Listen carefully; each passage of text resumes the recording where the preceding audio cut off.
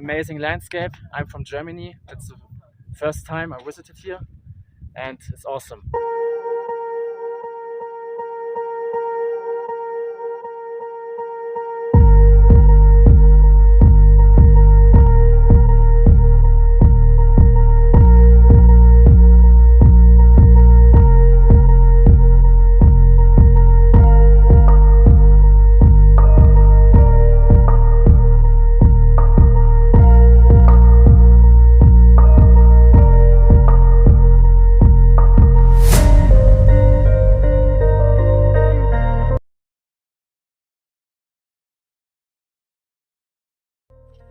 अस्सलाम वालेकुम, welcome to current point.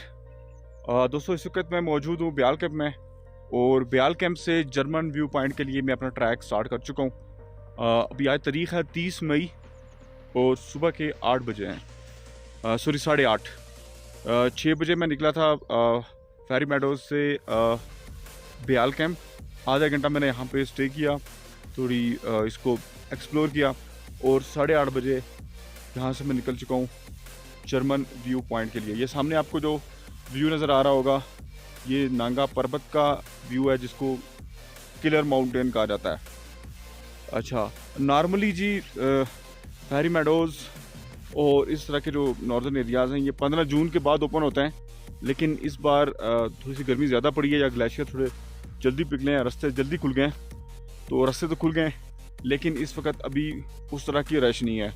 Even के जो लोग यहाँ पे हट्स वाले हैं वो भी अभी उस तरफ तैयार नहीं है, टूरिस्ट को सर्व करने के लिए उस तरह अभी तैयार नहीं है।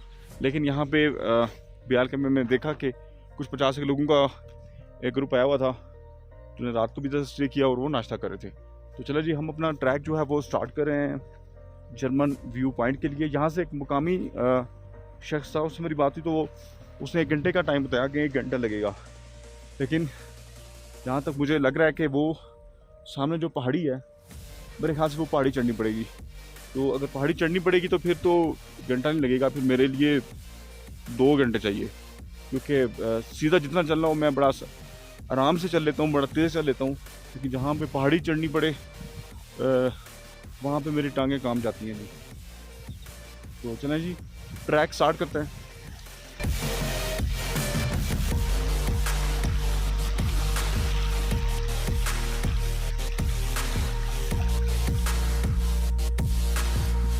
जी, ये सामने नांगा पर्वत का बड़ा प्यारा व्यू आ रहा है और जू आप जी इस नांगा पर्वत के करीब तरीन आते हैं, एक तो ये बहुत खूबसूरत लगना शुरू होती है और दूसरा इसके ऊपर बर्फ़ ज़्यादा है तो ठंड लगती है, आपके कान और नाक बिल्कुल जो है वो कुल्फ़ी बन जाते हैं।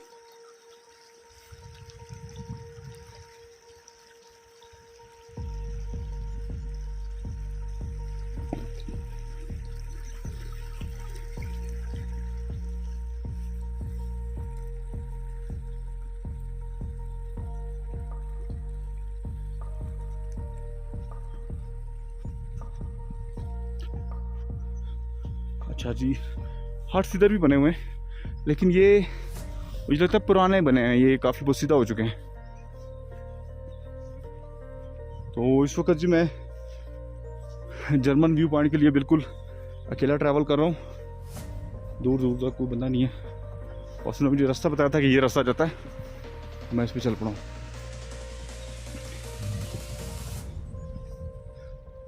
पंद्रह जून के बाद जब छुट्टियाँ वगैरह हो जाती हैं तो लोग काफ़ी ज़्यादा आते हैं यहाँ पे, ख़ास करके जो जर्मन है, जर्मन की ये बड़ी पसंदीदा जगह है।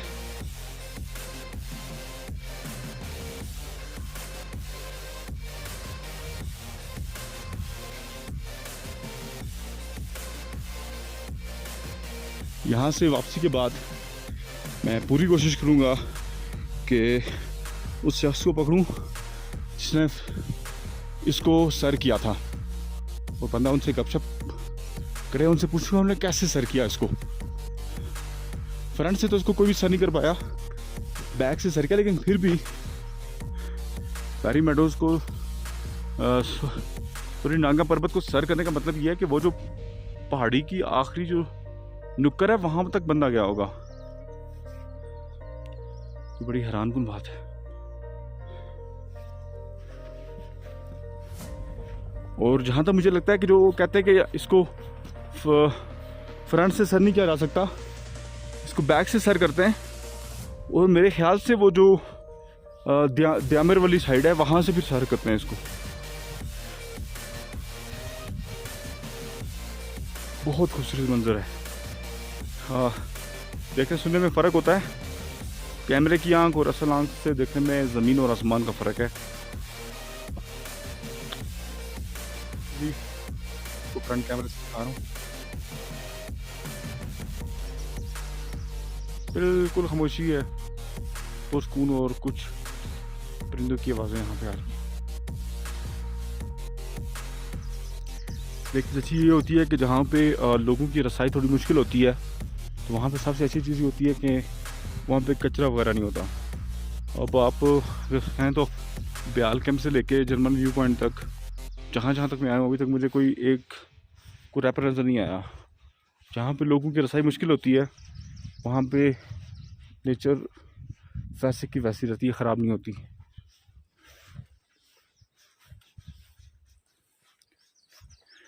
अब धूप काफ़ी सख्त हो चुकी है, सख्त धूप है, काफ़ी मतलब लग रही है। और ये तो मुझे यकीन हो गया कि ये फेस ख़राब करके छोड़ेगी।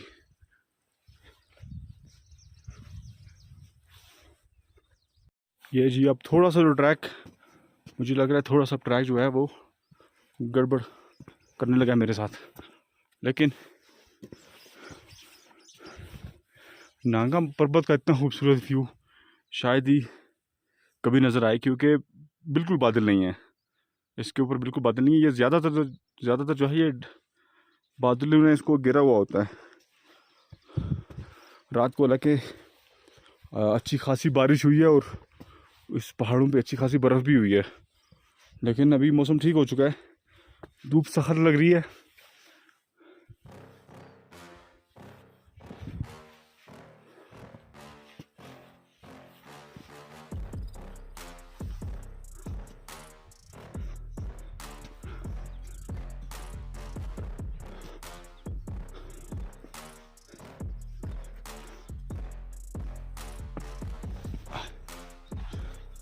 जनाब अब मेरे ख्याल से अब जो है पहाड़ी शुरू हो चुकी है, क्योंकि अब मेरी टांगें जो है वो कांपना शुरू हो गई। तो जो पिछला ट्रैक जो है मैंने मेरे ख्याल से मैंने 30 मिनट में कर लिया है, और आगे मुझे लगता है कि मुझे घंटा लगेगा।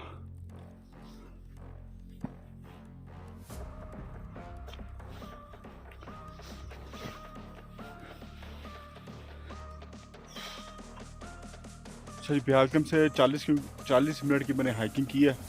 जो पिछले 10 से 15 मिनट से बड़े मुश्किल थे, क्योंकि पत्थर थे, और 40 मिनट के बाद मैं यहाँ पहुँचा हूँ। ये पता नहीं फ्रंट कैमरे से आपको सही नज़र आ रहा होगा, नहीं आ रहा होगा।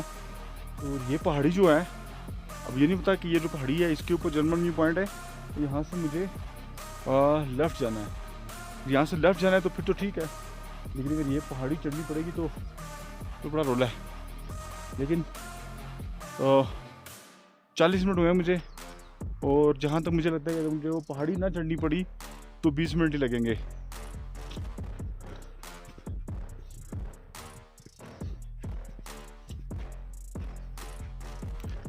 ये मेरे ख्याल से मैं इसकी खरीदी नहीं हूँ, मुझे कुछ 15 से 20 मिनट लगने हैं। लेकिन जी ये नांगा पर्वत का व्यू आ रहा है जी, ज़बरदस्त व्यू। अब मैं कोशिश करूँगा कि थोड़े बादल वगैरह हिलें तो मैं इसका टाइम लैप्स भी बनाऊँ। ज़बरदस्त व्यू है जी।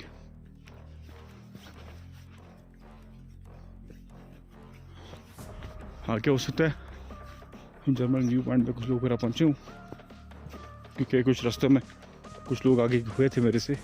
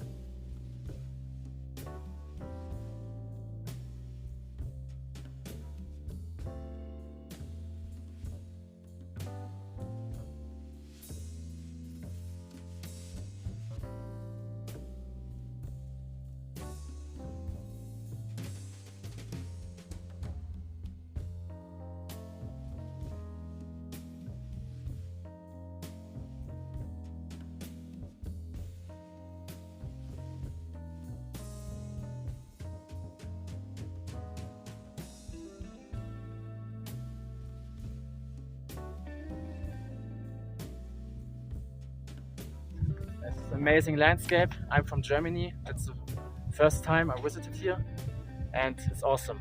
So beautiful landscape. Visit it. Also say something about Pakistan. Yes. Say something about Pakistan. It's my second time in Pakistan. Mhm. Last year I was in Islamabad. I have visited the mosque. I was in Jannah Park, F9 Park, you know.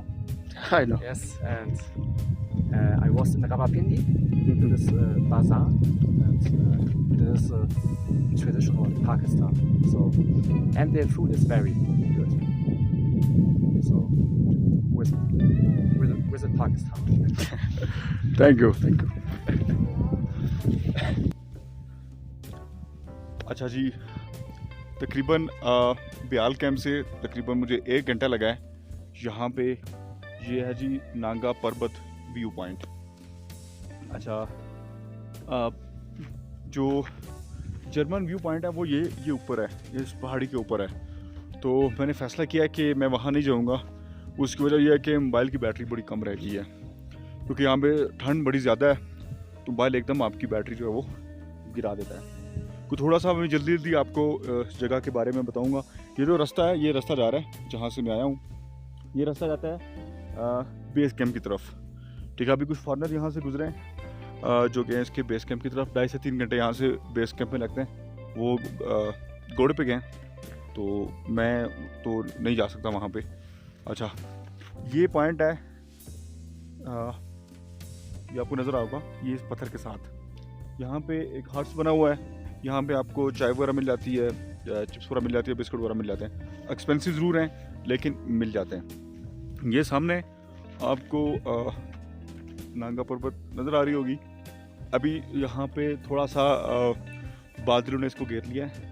थोड़ी देर पहले बड़ा clear view आ रहा था। ये मैं आपको glacier दिखा रहा हूँ, ये नीचे आपको नज़र आ रहे होंगे। ये अच्छा, ये नांगा पर्वत के सामने ये आपको दो मुख्तलिफ कलर नज़र आ रहे होंगे। जो बिल्कुल वाइट है ये तो ग्लेशियर है, और ये इस तरफ ये भी ग्लेशियर ही है। इसके ऊपर कुछ रेत वगैरह चढ़ी हुई है, और यहाँ पे आपको बैठ के ना थोड़ी बार एक बड़ी ज़ोर से आवाज़ आती है। ग्लेशियर जो है वो यहाँ से आगे जा रहा होता है।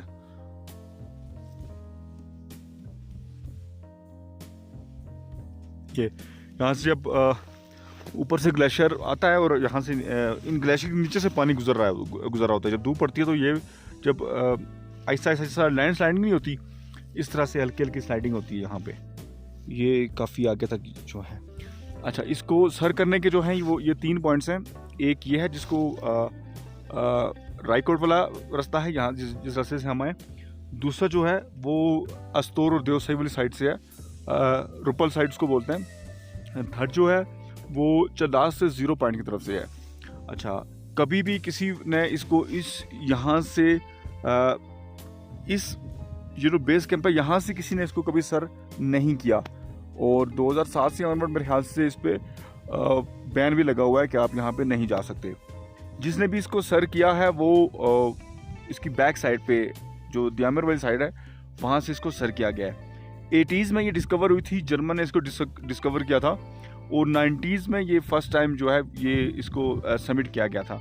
2016 में सतपारा ने इसको जो है समिट किया था। इसके अलावा एक और शख्सियत है, उन्होंने केटो भी समिट की थी और ये भी समिट की थी। बैक से समिट की थी लेकिन समिट की थी, और मैं बहुत जल्द उनसे मुलाकात भी करूंगा और उनसे इसकी पूरी स्टोरी भी देखूंगा कि उन्होंने कैसे इसको समिट किया था। तो ये रास्ता ये बेस कैंप की तरफ जाता है। वो सामने अगर आपको पहाड़ नज़र आ रहा हो, मैं अगर आपको दिखा सकूं तो ग्लेशियर के सामने इस पहाड़ से रास्ता यहाँ से फिर राइट ऊपर की तरफ जाता है। तो जर्मन व्यू पॉइंट ये इसके ऊपर है, जर्मन व्यू पॉइंट। यहाँ से अगर आप जाएँ तो आपको घंटा 1.5 घंटा लग सकता है।